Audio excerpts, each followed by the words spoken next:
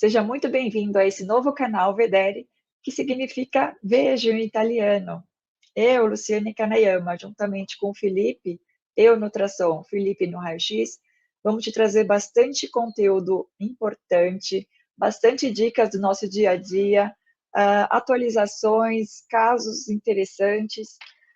E dessa maneira a gente quer trazer um pouquinho do nosso dia a dia para vocês, para que vocês consigam chegar a um diagnóstico preciso com mais segurança. E eu resolvi fazer esse vídeo porque eu percebi que durante os 12 anos que eu coordenei um curso de pós-graduação em ultrassom de pequenos animais, o que eu pude perceber é que os alunos, quando se viam frente a uma estrutura que eles nunca tinham visto antes, tinham muita dificuldade em descrevê-las utilizando os termos técnicos corretos, como a gente vai falar hoje. Vamos, então, começar com os termos mais utilizados na ultrassonografia. A gente tem dois termos que, às vezes, são usados erroneamente, às vezes as pessoas confundem, né, que são ecogenicidade e ecotextura. E qual que é a diferença entre esses dois termos? Né? Elas são bem distintas, na verdade. Então, vamos começar com ecogenicidade. O que significa ecogenicidade? Significa a quantidade de ecos que uma certa estrutura retorna em direção ao aparelho, de maneira que ele capte esses ecos e produza a imagem na tela do seu visor, certo? Então, ele é determinado em tons de cinza, tá? Então, uma estrutura que é mais hiperecóica, ela tem muitos ecos retornando, então ela fica, na nossa visão, ela fica com muitos pontos brilhantes, então ela fica mais branca na sua tela, tá? Então, uma estrutura hiperecóica, ela é bem brilhante, ela é um branco bem brilhante, tá? A gente pode usar o termo isoecóico, que significa que tem a mesma quantidade de ecos. Então, ela teria a mesma tonalidade de cinza, e você geralmente fala em relação a qual estrutura. Então, por exemplo, se você tem um nódulo isoecogênico em relação ao fígado, isso significa que esse nódulo tem a mesma quantidade de ecos que o parênquima hepático produz. Então, ela vai ter a mesma tonalidade de cinza que tem o parênquima hepático. Então, ela vai ser isoecóica ou isoecogênica ao parênquima hepático, certo? A gente tem, então, outro termo, que seria o hipoecóico, que ela tem uma estrutura que produziria menos eco, né? Então, ela tem um tom de cinza um pouquinho mais escuro, certo? A gente também pode usar esse termo em relação a qual órgão. Então, por exemplo, num parênquima normal, o fígado é um pouquinho mais hipoecóico do que o parênquima esplênico, do que o baço, né? Isso numa escala normal. Então, hipoecóico em relação a outro órgão quer dizer que ele é um cinza um pouquinho mais escuro, tá certo? E o anecóico, por sua vez, é uma estrutura que praticamente não tem eco. E qual é a substância que faz não ter nenhum eco? Né? Geralmente os líquidos límpidos, eles são bem pretos, né? Porque eles não produzem nenhum eco. Então, eles são chamados anecóicos, que são, por exemplo, o conteúdo da bexiga ou o conteúdo de um cisto. Então, eles não produzem ecos, então eles são bem pretinhos. E como eu tinha comentado, a ecogenicidade normal tem uma sequência entre os órgãos que a gente fala que o baço, ele é um pouco, o parênquima esplênico, né? Ele é um pouquinho mais ecogênico do que o fígado, que por sua vez é um pouquinho mais ecogênico do que a cortical renal, ou às vezes igual, tá? Então, essa é uma escala de órgãos normais, né? Quando você tem uma alteração nessa sequência do mais hiperecóico, que é o baço, para o mais hipoecóico, que é a cortical renal, então você tem provavelmente alguma alteração no parênquima desses órgãos, tá certo?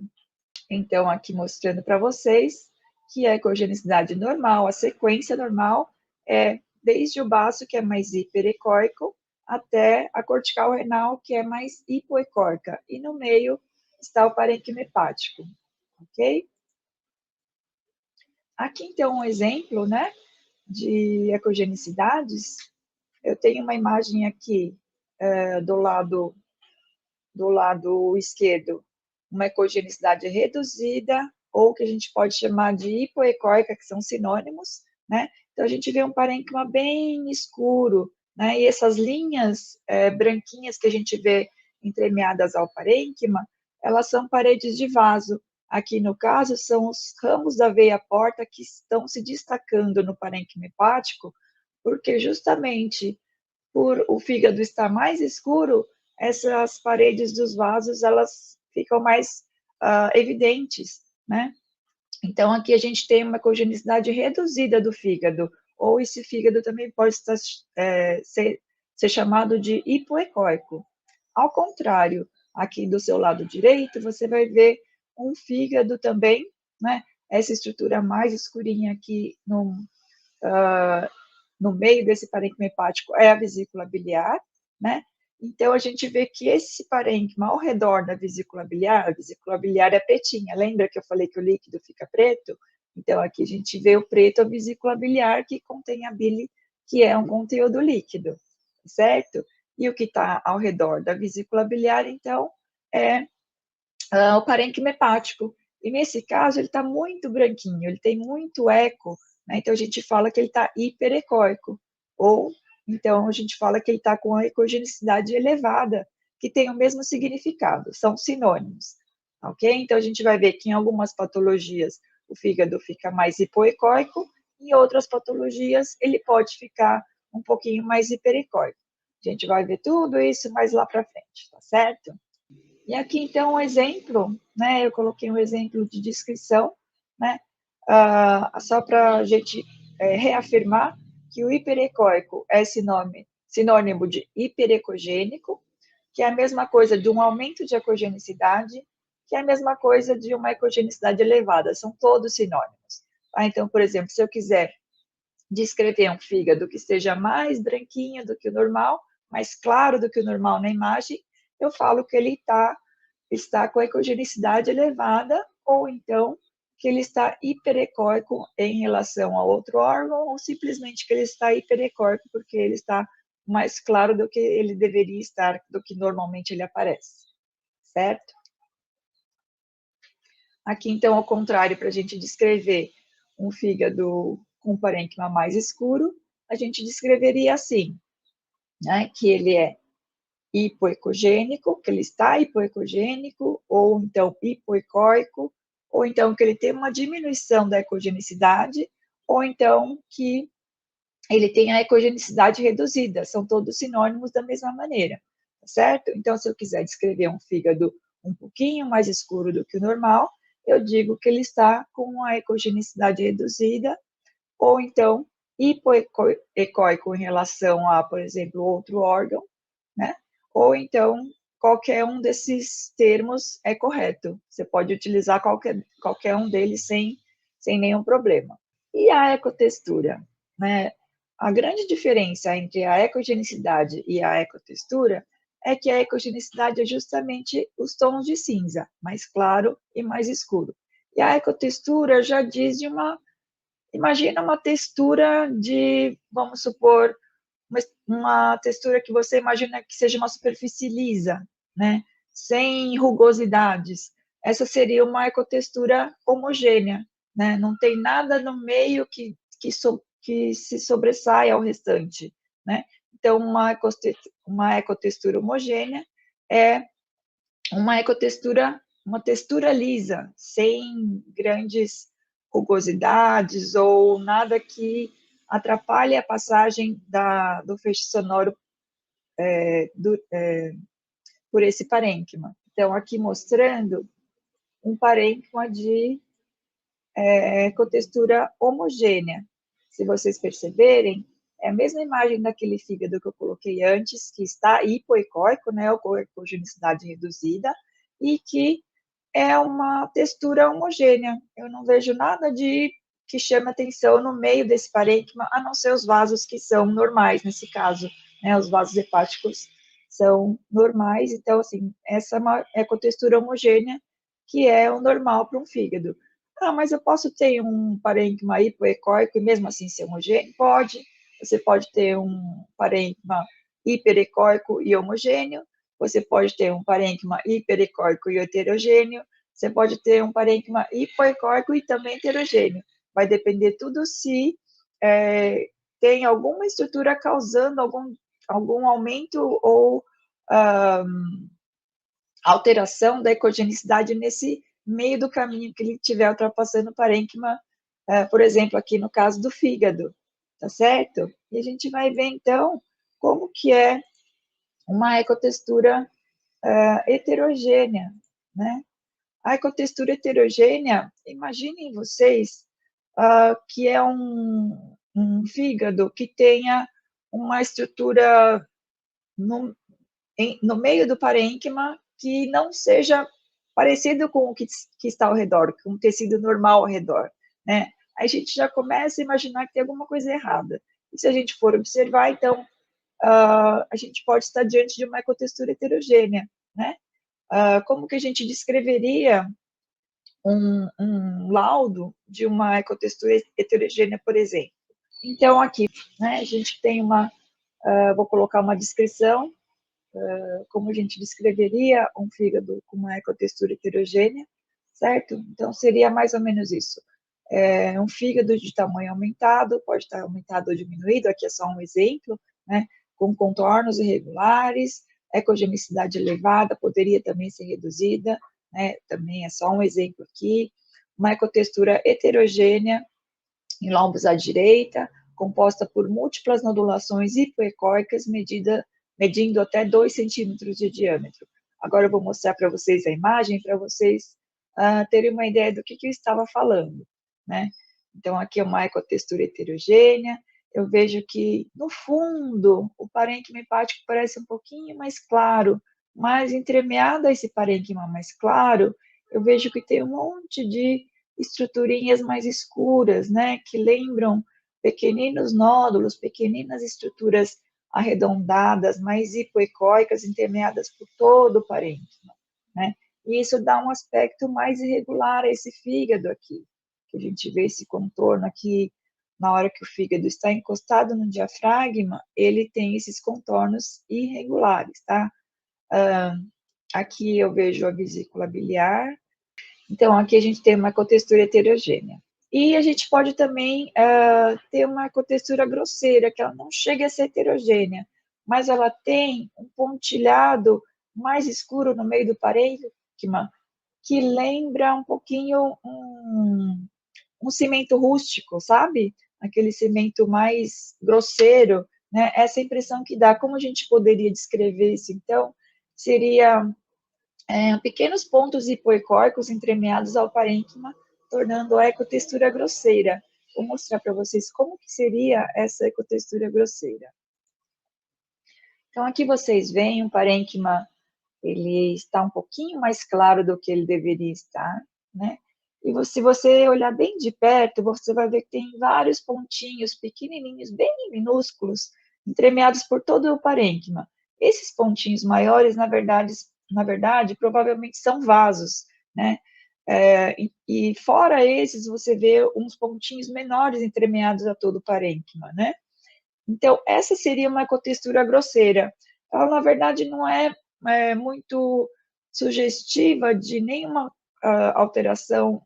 Então, essa seria uma ecotextura grosseira, certo? A gente tem também umas outras alterações focais, né? Dentre as quais a gente pode encontrar o cisto simples, né? Que geralmente tem a parede fina e o conteúdo líquido bem pretinho anecoico, né? Como exemplo, a gente tem, por exemplo, cistos renais, cistos hepáticos, né? Cistos complexos, que são cistos, mas eles não têm a parede tão regular quanto do cisto simples. Eles geralmente têm a parede mais regular e pode ter septações no meio do cisto, e pode ter também um líquido com mais partículas, pontos em suspensão, né? Ele não é um líquido tão pretinho, tão anecoico, tá? As áreas cavitárias também têm conteúdo líquido, né?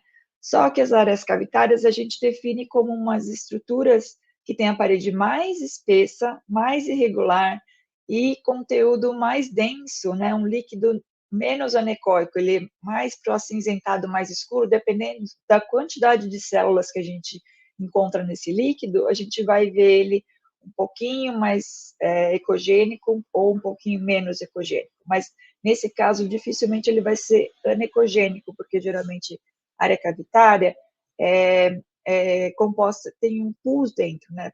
Provavelmente pode ser um abscesso, então, geralmente, você imagina que o pus tem um pouquinho mais de celularidade, então aquele líquido não vai ser tão pretinho, tá certo? Vamos dar uma olhada nos exemplos, então? Aqui, então, a gente tem um cisto simples, né? Aqui nessa região mais caudal, aqui na frente a gente tem a região do polo cranial do rim, aqui o polo caudal do rim, e aqui a gente tem uma bolinha, né? O cisto geralmente é uma bolinha bem pretinha, com a parede tão fininha que a gente mal consegue enxergar. Se você ver, tem uma linha hiperecóica muito fininha ao redor que delimita essa estrutura cística, né? Que delimita o líquido do restante do parênquima, né? Então, esse é um cisto renal que é chamado cisto simples, tá ok? A gente também pode encontrar cisto simples no parênquima hepático, né? Aqui a gente tem um exemplo bem bonito de cisto simples que está, assim, no meio do parênquima hepático, que fora essa estrutura anecoica, a gente pode ver outras alongadas, que são os vasos hepáticos, certo? E o cisto aqui, bem pretinho, parede bem regular, parede bem fininha, e você, de vez em quando, você enxerga um pouquinho uma linha mais branquinha hiperecóica delimitando, então, esse cisto. Então, esse é um outro exemplo de cisto simples. Aqui a gente, então, tem um outro tipo de cisto, que é o cisto complexo, tá? A gente vê um cisto com uma parede mais irregular. Lembra que o outro, o anterior, era bem redondinho? Esse daqui, ele tem a parede mais irregular. Aqui, no caso, não tem uma parede espessa, é uma parede fina, mas irregular. Se você perceber bem, dentro desse cisto, daqui também é complexo, você tem um conteúdo líquido não tão pretinho, né? É um conteúdo com um pouquinho mais de celularidade. Aqui até a gente vê um pontinho mais branquinho e pericóico, né? Que faz até uma sombra. Daqui a pouquinho a gente vai ver que essas estruturas sólidas e pericóicas que fazem sombra são sólidas, na verdade, né? Mineralizadas, e os cistos complexos podem ter essas estruturas, então, debris celulares ou mineralizações ou até pequenos cálculos inclusos, né? E aqui, falando das áreas cavitárias, então a gente vai ter paredes bem irregulares, mais espessadas, né? Se a gente observar bem, a gente vai ver que essa parte aqui, essa porção, ela é uma parede mais espessa, né? Se a gente observar o conteúdo líquido aqui, ele não é tão pretinho, não é tão anecoico, significando que ele tem debris celulares, tem uma quantidade maior de células, ele é um líquido provavelmente mais turvo, né? Então, a gente vê que dentro dessa área cavitária existe um líquido com maior celularidade, com maior quantidade de partículas e debris celulares, né? E nesse caso aqui é um exemplo de abscesso, tá? Então aqui é uma área cavitária, que é uma lesão focal, e então ela tem essas características de ter a parede espessa, irregular, conteúdo líquido, não tão anecoico, mas mais celularidade, mais denso dentro, ok? E como alterações focais sólidas, né, a gente tem também os nódulos, que geralmente são bolinhas, né, falando de uma maneira mais genérica, que medem até 3 centímetros, tá? Que difere das formações ou massas, né? O pessoal da cirurgia gosta mais, não gosta do termo massas, alguns ultrassonografistas também não gostam do termo de massa, porque parece que está falando de macarrão, de massas assim. Então, preferem falar formações, né?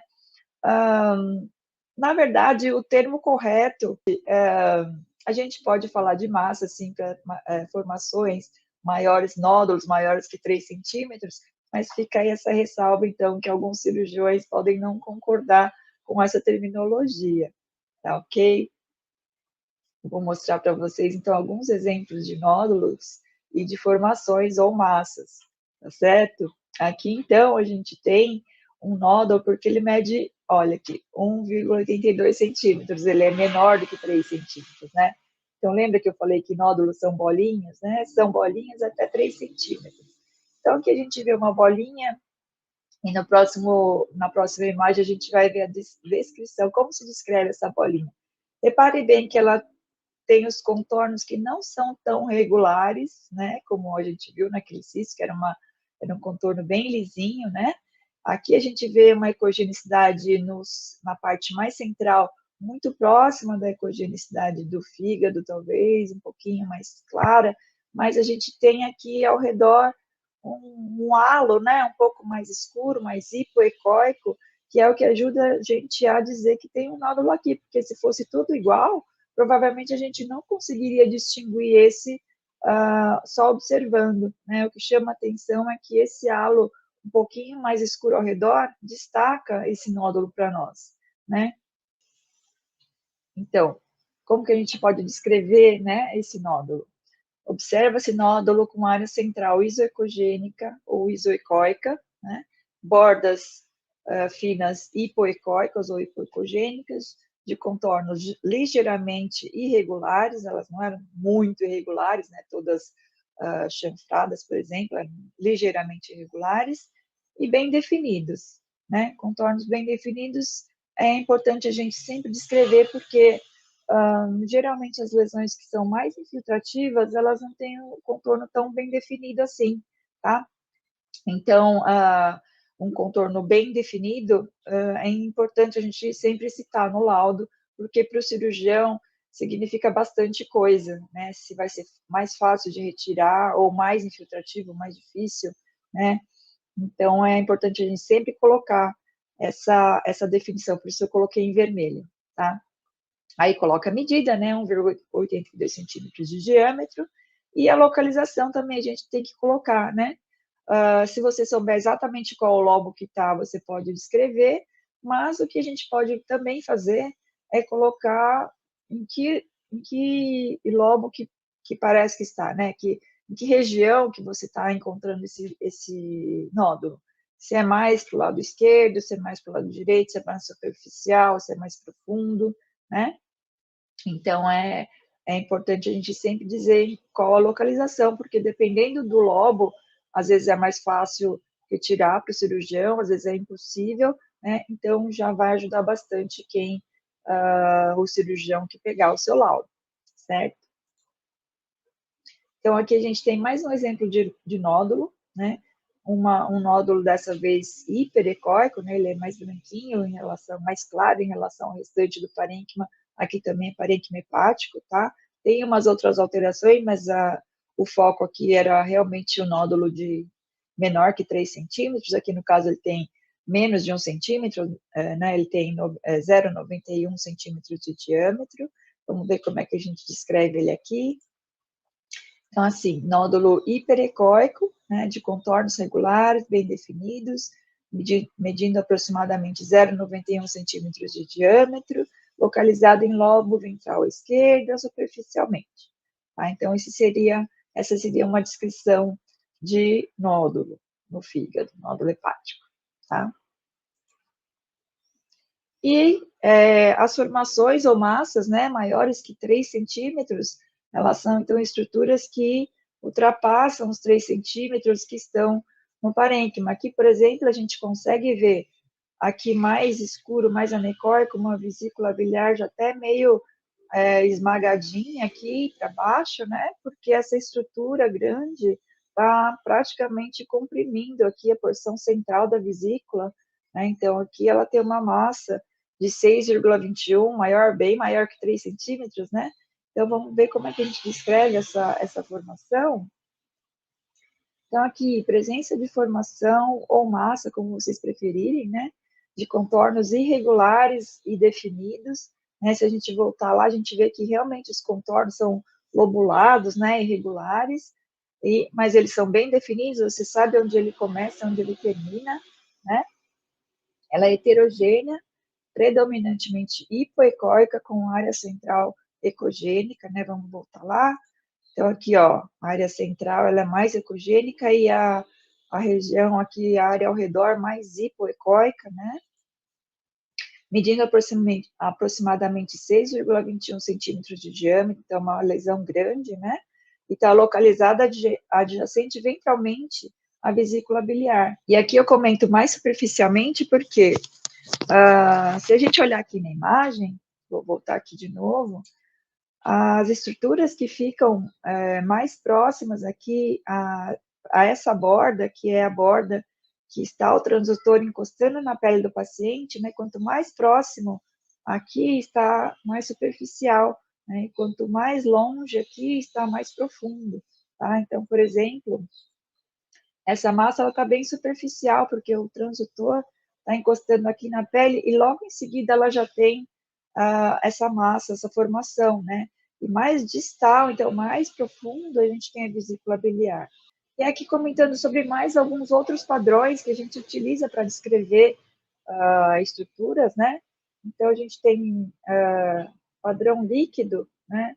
Que pode ser contido, no caso da piometra, no caso da bexiga, que tem o líquido que fica contido, né? E pode ser também um líquido livre, por exemplo, as efusões pleurais, peritoneais, né? A gente tem, então, vou depois dar uma dica para vocês de como definir se é um líquido livre ou um líquido contido. Às vezes tem bastante líquido, você fica meio confuso para saber se esse líquido está dentro de uma estrutura ou se ele está livre na cavidade, né?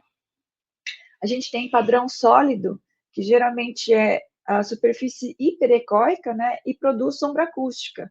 Eu vou falar na aula de artefatos, né, que a sombra acústica é um artefato de imagem em ultrassonografia, e ele é um artefato muito importante que faz a gente saber se tem ali uma estrutura óssea, um corpo estranho, ou uma mineralização. É importante a gente saber, às vezes atrapalha, mas muitas vezes também ajuda, né? Então, o padrão sólido seria a superfície hiperecóica e produtora de sombra acústica, que é um artefato de imagem, então, tá? Existe o sólido que é não produtor de sombra acústica, e nesse caso, são, por exemplo, as concreções e vesícula biliar, que são aquelas estruturas que são quase cálculos, mas elas não são ainda porque elas estão pouco mineralizadas, né? E elas não fazem sombra acústica. E aí, então, nesse caso, elas são chamadas de concreções, tá? Eu vou mostrar daqui a pouquinho exemplo, calma, não fiquem ansiosos, né? O próximo, então, que a gente vai ver, o outro padrão é pastoso, que geralmente a gente vê em conteúdo de intestino ou conteúdo de estômago, né? A gente vê, então, o conteúdo pastoso, vou mostrar para vocês, a gente consegue ver motilidade intestinal, né? E também a gente tem conteúdo gasoso, que a gente vai ver como cauda de cometa. A cauda de cometa é um outro artefato de imagem que a gente encontra no ultrassom, né? Que também às vezes ajuda, às vezes atrapalha, né? Vou comentar com detalhes na aula de artefatos de imagem, tá bom? E, por exemplo, a gente pode encontrar ar dentro do parênquima hepático. Opa! Então, a gente pode encontrar dentro do parênquima pulmonar, por exemplo, né? Ou dentro de um segmento intestinal, né? Então, a gente tem conteúdo gasoso que às vezes pode atrapalhar a gente bastante. Às vezes impede da gente ver as adrenais, né? Mas muitas vezes pode ajudar também a você ter certeza que é por exemplo, uma estrutura com ar livre que pode ser um abscesso, né? E temos também o conteúdo particulado. O que seria um conteúdo particulado? Seriam pequenas partículas, por exemplo, que a gente vê num paciente que acabou de se alimentar. Então, a gente vê no estômago um pouco mais cheio, com umas partículas que às vezes fazem sombra, às vezes não, depende do conteúdo, depende da alimentação que ele recebeu, né? E então a gente pode falar que é um conteúdo particulado dentro do estômago, tá? Agora vamos ver cada um deles como que aparecem na imagem ultrassonográfica. Bom, aqui a gente tem um líquido, né? Aqui no caso é um líquido contido, você vê que tem uma parede, né, que contém esse líquido. E aqui no caso essa parede é a parede do estômago, tá certo? Então esse estômago, provavelmente o paciente acabou de beber água, né? Então eu vejo conteúdo líquido anecoico lá dentro, né? Pode ser também um paciente que está com uma gastrite, esse seja um suco gástrico que está ali dentro do estômago, tá certo? Mas aqui então é um líquido contido dentro do estômago, né? E aqui a gente tem do lado, para comparar, um líquido livre, que é uma efusão peritoneal, é um líquido que está solto na cavidade, entre os segmentos intestinais, entre os órgãos, né? Quando a gente tem um pouquinho de líquido no abdômen, ele afasta as estruturas umas das outras e a gente consegue ver melhor os contornos, né? Então, aqui a gente vê um lobo hepático, né? Aqui a gente vê um pedacinho da vesícula biliar, e a gente então consegue ver que tem um líquido aqui que está delimitando esse lobo hepático, né? Que mais para baixo a gente tem mesentério, que está um pouco mais hiperecóico, tem uma alça intestinal que está aparecendo aqui uma pontinha, né? Então, aqui a gente sabe que é uma efusão peritoneal, tá? Uma ascite também chamada, né?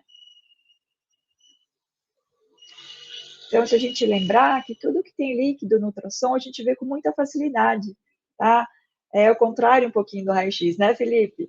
Que no ultrassom o líquido ajuda bastante, porque, como eu falei aqui, ele individualiza as estruturas, né? Ele mostra os contornos melhor, né? Se tiver muito líquido, atrapalha, mas um pouquinho até ajuda, né? E no raio-x, o líquido acaba atrapalhando, porque ele dá aquela radiopacidade de água, né, que você não consegue distinguir as estruturas abdominais, né, e ao contrário, o gás para nós ultrassonografistas atrapalha um pouquinho, porque a gente não enxerga o que está abaixo do gás, né, mas que para o raio-x ele acaba destacando as estruturas, né, então é mais ou menos o contrário entre o raio-x e o ultrassom. Daí vem então aquela história, né, que sempre que você tiver na dúvida se você indica um raio-x ou um ultrassom, aí você lembra que se tiver muito líquido, é melhor, né, mandar para o ultrassom.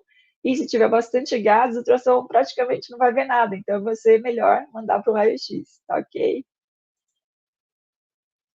E aqui, então, a gente tem um sólido não produtor de sombra acústica, né? Que seria o quê? Seriam os parênquimas, né? A gente fala parênquima sólido porque a gente quer diferenciar do parênquima com áreas líquidas. Quando a gente vai descrever alguma formação, alguma massa, a gente tem que dizer se tem um componente mais líquido ou um componente mais sólido, né? A gente fala predominantemente sólido, com pequenas áreas de conteúdo líquido, por exemplo, né? Ou totalmente sólido, sem componente líquido, pode ter um pouquinho de componente líquido entremeado, é sempre importante a gente, então, citar, né, porque para o cirurgião é muito importante, se tem áreas cavitárias, é mais arriscado para fazer uma cirurgia, por exemplo, né, se é mais parênquima, mais sólido, sem áreas cavitárias, sem muitos vasos, geralmente talvez seja um pouquinho mais fácil para fazer cirurgia, então tudo isso vai contar para o cirurgião avaliar o caso, né? Então é importante que a gente dê o máximo de informações que a gente consiga captar na imagem, porque cada informação que a gente passa vai fazendo um diagrama na cabeça do cirurgião, e dessa maneira ele consegue conduzir um caso para saber se vai operar ou não, se vai mandar para tomografia ou não, né? Então, a gente tem a obrigação de informar tudo que a gente consegue ver num exame, no nosso laudo, certo? Então, aqui a gente tem um tecido, né? Aqui a gente tem um parênquima hepático, a gente tem essa linha curva que é o diafragma, né? Aqui a gente tem uma estrutura do lado direito, que é o estômago, e aqui entre os cálipers, né, esses marcadores amarelinhos, a gente vê delimitando um nódulo pequeno, que tem 1,42 centímetros de diâmetro, né? Então, aqui a gente tem um parênquima hepático com esse nódulo que está um pouquinho mais escuro, quase nada, né? Mais escuro do que o restante, e a gente, então, consegue delimitar esse nódulo, né? Então, aqui a gente tem um parênquima sólido, um tecido sólido, não tem área cavitária, não tem líquido, tá certo? E a gente tem um sólido que é produtor de sombra acústica, lembra que eu falei? sombra acústica é um artefato de imagem, né?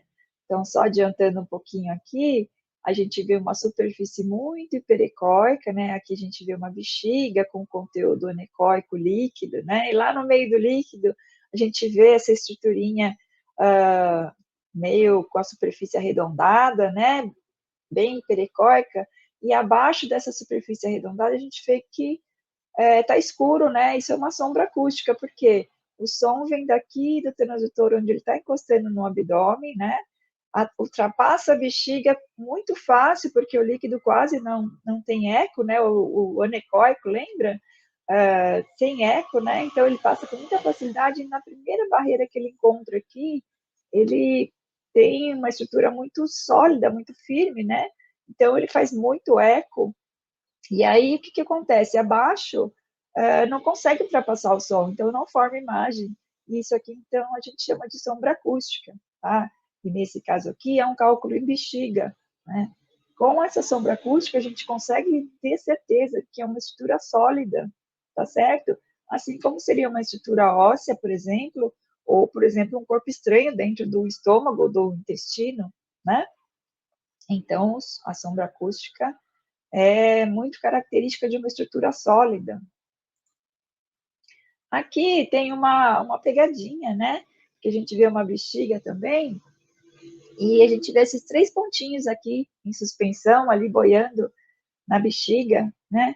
Que na verdade são cristais. E como que eu sei que são cristais e não são só sedimentos, né? A gente pode ver uns pontinhos que são sedimentos em bexiga.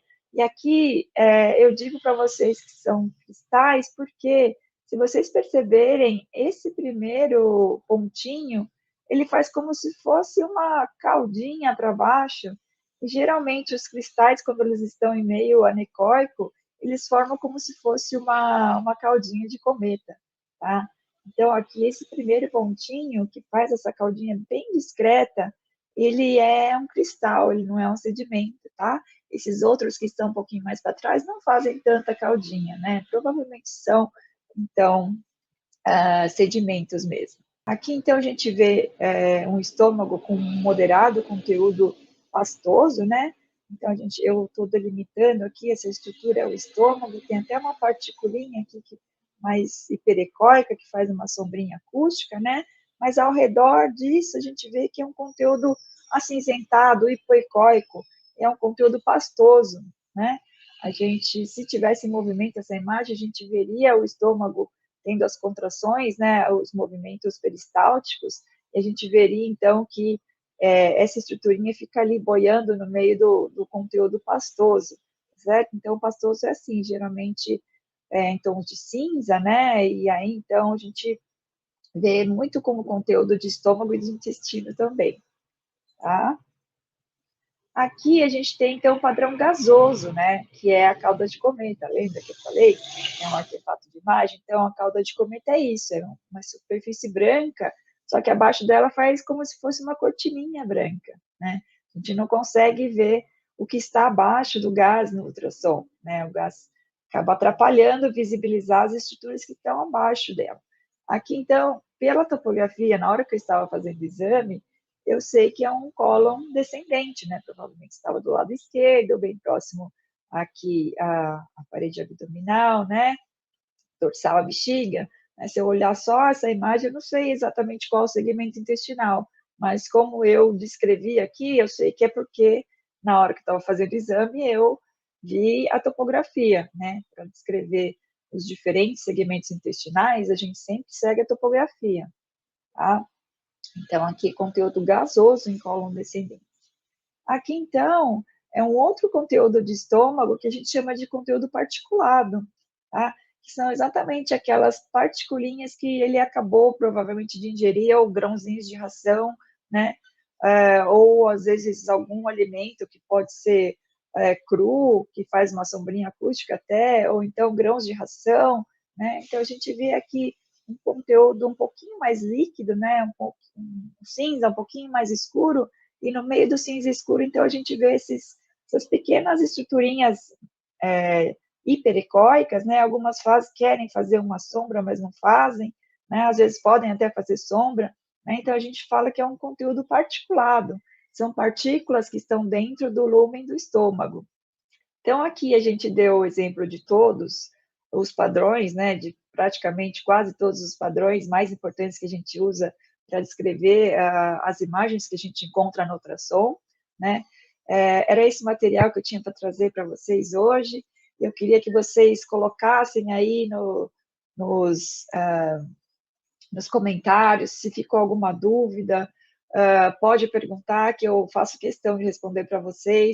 Resumindo, então, tudo que a gente viu hoje nessa aula, a gente falou sobre a ecogenicidade, né? A ecogenicidade, então, são os tons de cinza, mais escuro, mais claro, né? Hipereco, hiperecogênico, mais branco, hipoecogênico ou anecogênico, pouco eco ou sem eco, então, cinzas e preto, né? Na imagem ultrassonográfica. A gente falou da ecotextura, né? A gente falou da diferença entre ecogenicidade e ecotextura. Então, ecogenicidade são os tons de cinza e ecotextura já diz referência a uma superfície mais lisa, né, sem nada interferindo no meio do caminho. Então, a gente vê aquela estrutura heterogênea que tem vários tons de cinza entremeados, bagunçados no meio de um parênquima, por exemplo, né? Essa seria, então, uma ecotextura heterogênea, tá?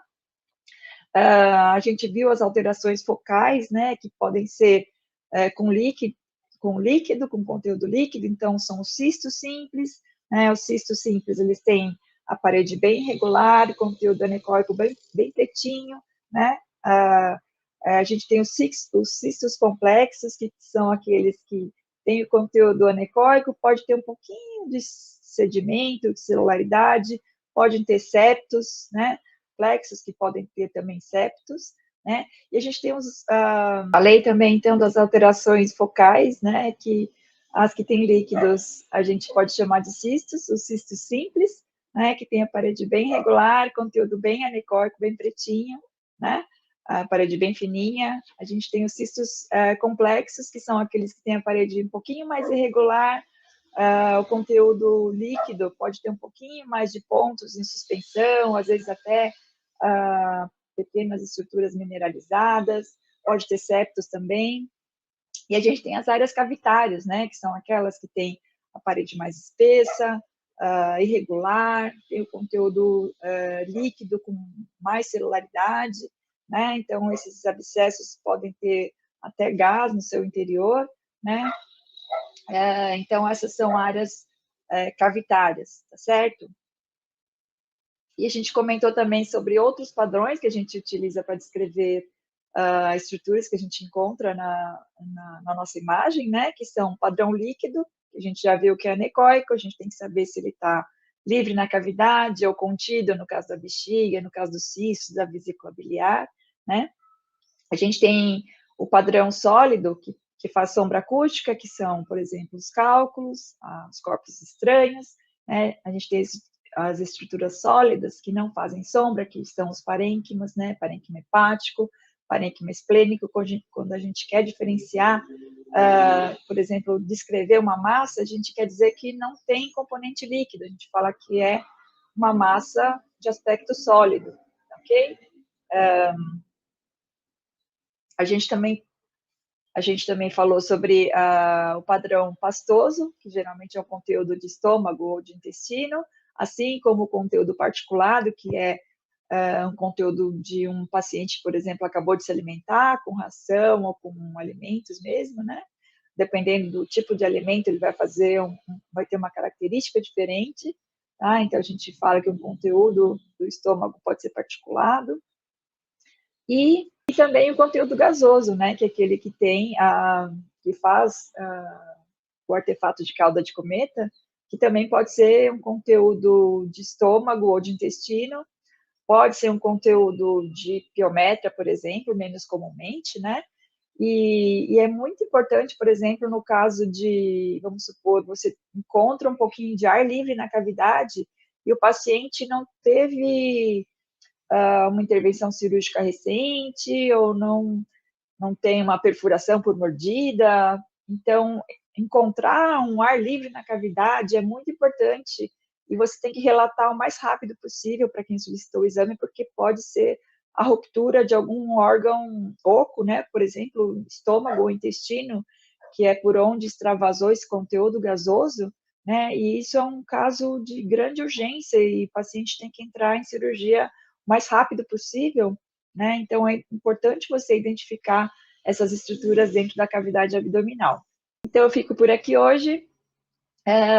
Se você gostou desse vídeo, compartilha com seus colegas que também são da imagem.